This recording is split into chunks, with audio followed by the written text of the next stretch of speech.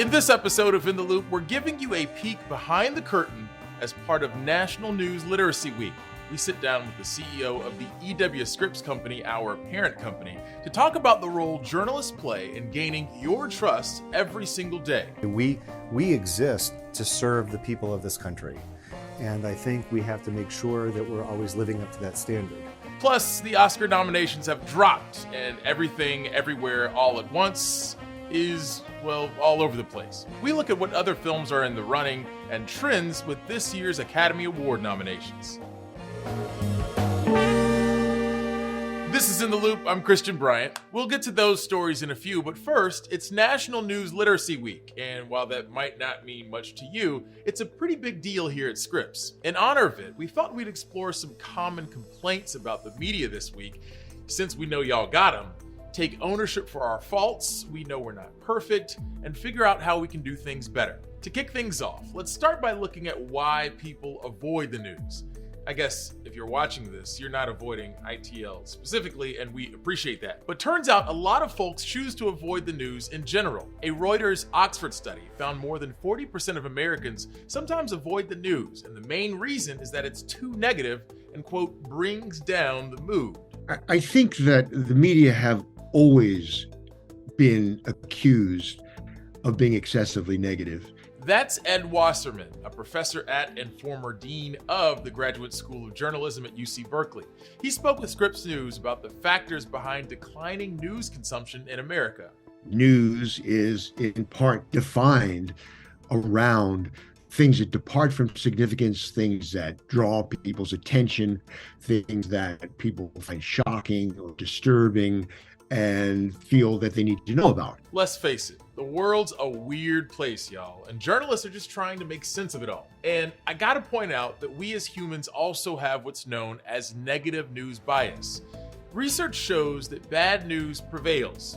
As many folks have heard before, if it bleeds, it leads, right? And humans have a tendency to be more attentive to negative content. If more people are talking and interacting with bad news, social media algorithms can exacerbate that bias by only bringing negative news to their feeds. And what the social media engineers have found is that information that is kind of colorful, that's outrageous, that is infuriating, that speaks to a particular mindset, a particularly polarized sliver of the audience, that information, keeping people online and following through and following along threads of information along the same ideological lines is very profitable. The Reuters Oxford study we mentioned earlier found that the consumption habits of folks who've grown up with social media are very different than traditional consumption methods like TV or newspapers. Research shows Facebook remains the most used social platform for news,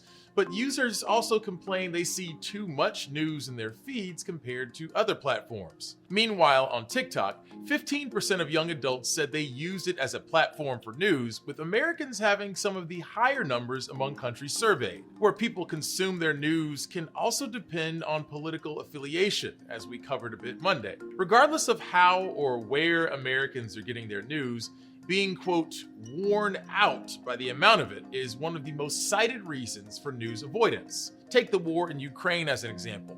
While Russia's invasion initially increased news consumption, as time wore on, there was also an increase in selective avoidance of relevant content, even in countries directly impacted by the conflict like Poland and Germany. Then there's also the feeling of there being too much of a certain kind of news, like the constant coverage of politics or COVID-19. These are complex subjects, and the media keeps revisiting them as developments arise, but the public just doesn't seem that interested. I think the problems, the better the media get at understanding the full complexity of the problems that we face, the harder job that it is to present those in ways that make sense to readers who are not experts in those fields. There's also a portion of audiences that say they actively avoid news because they feel it leads to arguments or feel like they can't do anything about it. To some degree, we need to be mindful of the fact the media are victims of, or they're at the mercy of the political scene that they're covering. And if that scene itself is degenerated into a food fight, then the media have very little option but to cover that food fight. So, what can journalists do to improve the perception of news?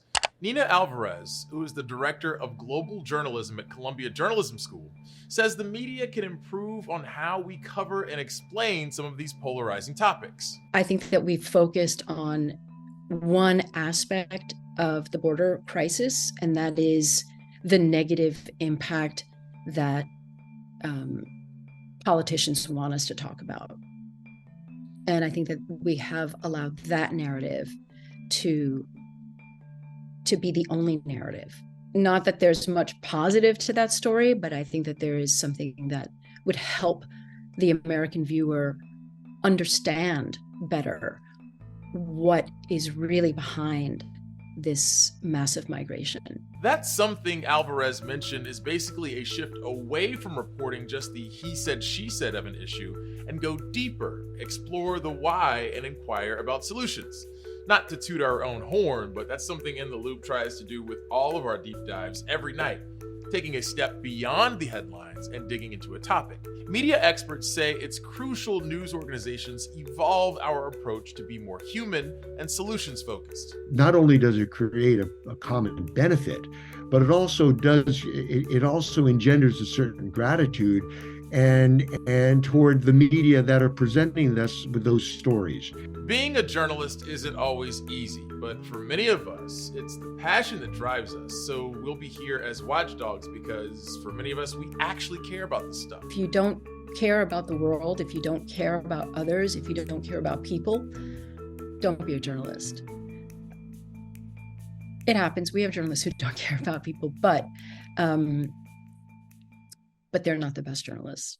To tell us more about journalism and why people avoid the news, we're joined by Chris Wells of Boston University. Chris is an emerging media studies professor at BU whose work focuses on understanding how people make sense of new media systems. Chris, thank you so much for joining us on In the Loop. One of the things that I told you before we got started is that I don't get a chance to talk to people about this kind of stuff very often, so I appreciate your presence here.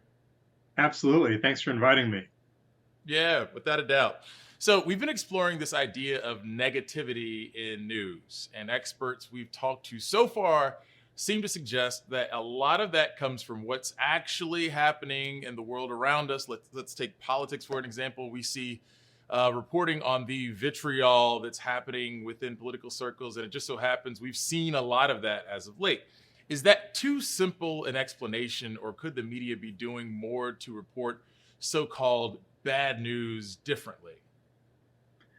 Reporting bad news differently. They can also report good news. A lot of the conversation that I'm hearing from journalism and journalists is that there's also good things going on, and there's almost a way in which the public can lose sight of those things. And you can get problems with trust when people don't know how institutions that do work a lot of the time, how they do work.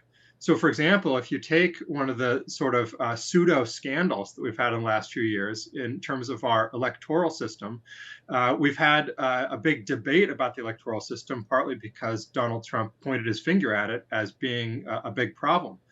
But in fact, a lot of the news that's come out about it has shown how remarkably well it works over and over again. And our system's very decentralized. This means thousands of people in our country are making elections work really, really well every 2 years or even more frequently. So those kinds of stories about how things work when they're going well, those stories could also be told. Another issue I'd love to get your thoughts on is digital media and audience attention spans. I feel like half the time when I'm online or when I'm looking for news, I'm kind of like Doug from the movie Up, the dog with a very short attention span. It's always like, squirrel, you know.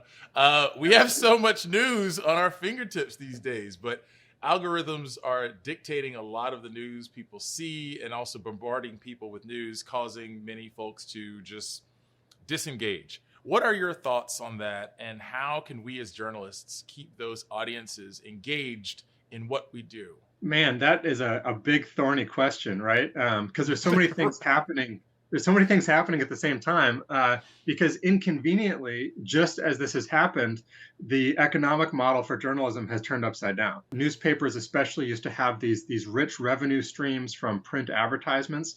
That has crashed really with the digital era. And so we maybe see some degradation in the quality of a lot of journalism as news organizations find themselves forced to appeal to audiences that are distracted by all these other media.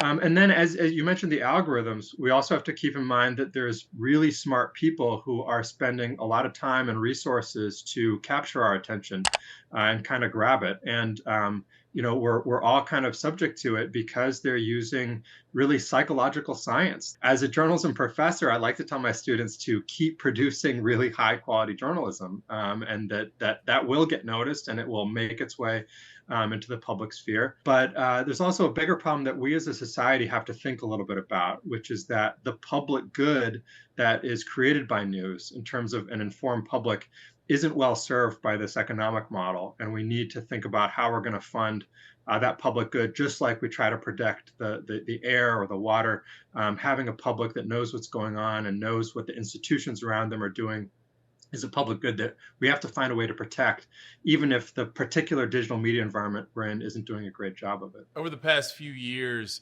news outlets have been covering a lot of complex issues on the fly, it seems. COVID is a pretty perfect example. And the growing body of what we know or what we knew when we knew it. A lot of people have been turning away from COVID news for any number of reasons. Updates are too frequent, it's too scary.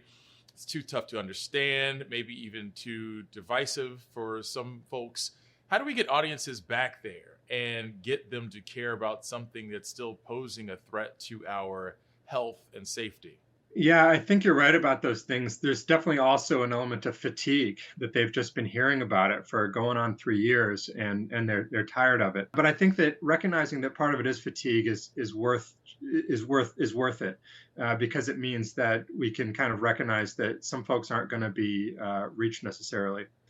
I think going back to what I said earlier, there's some room for telling positive stories about successes that we've had or ways that we have successfully mitigated. I think that can put a more positive spin on that kind of news. As you mentioned, another factor in what we call news avoidance is anxiety. So I think with COVID, maybe telling some more positive stories, but also accepting that for some folks, they've moved on, and also that even if they're not consuming that news directly, big issues in COVID are still likely to reach them, maybe through other channels, through social media or through just social networks. Chris Wells is an emerging media studies professor at Boston University, and he's somebody who gave us a lot to chew on. Chris, thank you so much for your time, and I appreciate you joining us here on In the Loop. Thanks, Christian. Thanks for inviting me. Okay, folks, we hope this peek behind the curtain helped clarify how the media functions, but also challenge notions of what's driving the news and your role in the whole process. And if you've got an appetite for more news analysis, Scripps News will continue to cover the issue of media literacy this week. Up next on ITL, we're going deeper within our own company. We're chatting with EW Scripps CEO Adam Simpson about our mission here at Scripps News. That's right after this quick break, so see you in a few.